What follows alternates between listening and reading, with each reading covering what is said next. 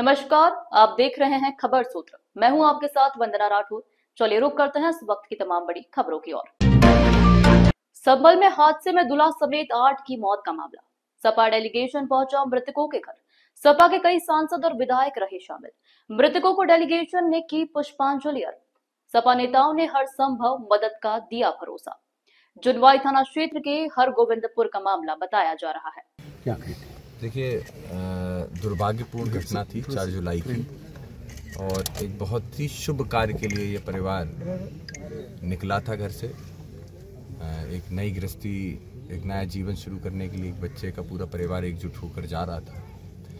जिस तरीके से दुर्घटना हुई और सब लोगों ने जो जान खोई है, उसके लिए समाजवादी पार्टी आदरणीय राष्ट्रीय अध्यक्ष जी की तरफ से जो पीड़ा थी, उसको देखते उन्होंने एक प्रतिनिधिमंडल बनाया, और इस प्रतिनिधिमंडल के द्वारा जहाँ पे सांसद आदरणीय जावेद जी, हम नवाब साहब, विधायक पिंकी जी और आपके विधायक राम खिलाड़ी जी, जिलाध्यक्ष असगर जी, हम सभी लोग यहाँ पर आए हैं इस परिवार के साथ उनके दुख में उनका साथ देने, उनका ढांढस बांधने, और प्रयास यही रहेगा कि हर तरीके से इस परिवार के साथ हम लोग इस दुख की घड़ी में हैं।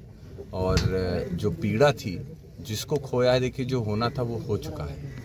आने वाले समय में इस परिवार के साथ हर मोड़ पे हम लोग उनके साथ रहेंगे, और आज प्रयास यही था क्योंकि इस क्षेत्र से एक खास जुड़ाव समाजवादी पार्टी का और नेताजी से लेके आदरणीय राष्ट्रीय अध्यक्ष आदरणीय अखिलेश यादव जी का रहा है। तो जब भी कोई ऐसी घटना होती है, खास करके इन सब क्षेत्रों में, तो निश्चित तौर पे जो पीड़ा होती है आदरणीय अखिलेश यादव जी की, वो दिखती है, वो निकल के सामने आती है। इसी को देखते हुए हम सभी लोग आज यहाँ पर आए हैं इस परिवार के साथ। सांसद जी, बिहार में चुनाव है, वोटर लिस्ट पर आप लोग सवाल उठा रहे हैं, क्या कहते हैं? देखिए, आज जो घटना हुई है, हम जहाँ बैठे हैं, मैं समझता हूँ इससे बड़ा हम लोगों के लिए कुछ दुख की बात नहीं हो सकती। राजनीति के लिए हम लोगों के पास बहुत समय पड़ा हुआ है, पूरा जीवन पड़ा है राजनीति करने के लिए। लेकिन आज हम लोगों को प्रयास करना चाहिए, प्रशासन के जरिए, शासन के जरिए, सरकारों के जरिए जो कुछ भी हो सकता है इस परिवार के लिए हम लोगों को करना चाहिए।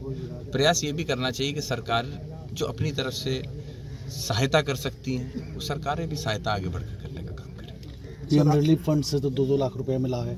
बाकी जो बटाईदार किसान हैं उनके लिए भी कुछ राहत राशि की बात आई, डीएमएस की आई यहाँ पे। जी देखिए, प्रयास सबके जारी हैं, प्रयास सबकी तरफ से हो रहे हैं, और होना भी चाहिए। आपने देखा जहाँ पे जवान लड़के, एक नहीं 2-2, 2.5 साल का छोटा बच्चा, ऐसे लोग जिन्होंने शायद आंखें खोले हुए अभी समय हुआ था, बोलना नहीं बच्चों ने सीखा था, उनका कहीं पे यहाँ पे जीवन खत्म हुआ है। लड़की जवान थी, उसने भी अपनी बहन जो थी, उसने भी अपने जीवन की शुरुआत भी नहीं की थी, उससे पहले ऐसा हुआ है।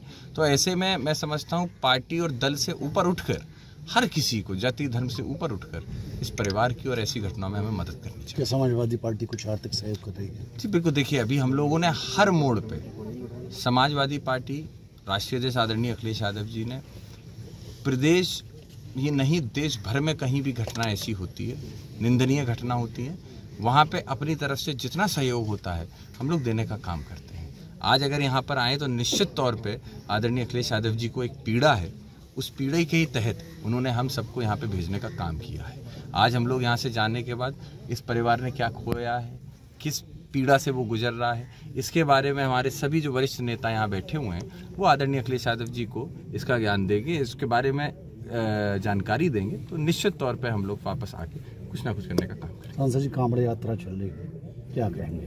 अच्छी बात है कांवड़ यात्रा। देखिए, बड़ा पर्व होता है, इस पर्व के अंदर आज ही नहीं, सालों से परिवार के छोटे से बड़े हर परिवार का व्यक्ति हरिद्वार जाकर अपने परिवार के लिए गंगा जल लाने का काम करता है। ज़रूरी इस समय यह है कि कांवड़ यात्रा के जरिए भाईचारे को और मजबूत करने का हमें प्रयास करना चाहिए। पुलिस प्रशासन को प्रयास करना चाहिए शांति सद्भाव बना रहे। जहां ऐसी घटनाएं होती हैं जिनको देख के एक व्यक्तिगत तौर पे, एक युवा, एक सांसद, एक जनप्रतिनिधि होने के नाते मुझे भी दुख होता है कि जब हम जैसे लोगों की उम्र की जैसी हमारी बहनों के साथ इस तरीके से मारपीट होती है, तो ये दुख होता है इस बात का कि ये भगवान के नाम पे इस तरीके से कब तक ऐसे होगा। तो कहीं ना कहीं हमारा प्रयास होना चाहिए। जो नेता हैं उनका कहना है कि ये स्लोगन है कि बेटी बचाओ बेटी हटाओ बचाओ का जो नारा है उसको हटा देना चाहिए, क्या कहेंगे इस पूरे मामले में? देखिए, बहुत सारे ऐसे काम हो रहे हैं जिसमें महिला सुरक्षा के ऊपर सवाल उठता है। और आपने देखा, मैंने अभी आपको बताया काबड़ में ही किस तरीके से बिल्कुल यंग बच्ची थी, उसके साथ कितना दुर्व्यवहार हुआ। आपके पास पूरा वीडियो है, प्रशासन वहाँ पर है, हाथ पे हाथ धरे बैठा हुआ है। अन्य जगहों पे भी ये सब होती है। जब प्रशासन कोने कोने पे सरकार ने लगाए तो वो प्रशासन क्यों नहीं कार्रवाई करता है? इसीलिए हम ये जानना चाहते हैं, क्या ये बोर्डों के लिए ये स्लोगन सिर्फ सरकारों में वोट पाने के लिए, महिलाओं को लुभाने के लिए बेटी पढ़ाओ बेटी बचाओ जैसे स्लोगन बनाए गए, या वाकई में धरातल पे इस पे काम किया जा रहा है? क्योंकि काम हमें कहीं नहीं दिखता। जहाँ पे आप ये कहते हो कि रात में 2 बजे भी, देश के गृह मंत्री कहते हो कि रात के 2 बजे भी हमारे प्रदेश के अंदर महिला जो है वो सोने के जेवर पहन के जा सकती है। 2 बजे की बात छोड़िए, दिन के 2 बजे क्या कृत्य हो रहे हैं वो हमारे आपके सामने है। तो ये किसी से नहीं छुपा है। दोहरी राजनीति भारतीय जनता पार्टी और दोहरा चरित्र अपना दिखाना छोड़े और जनता के लिए काम करना शुरू करे। Thank you.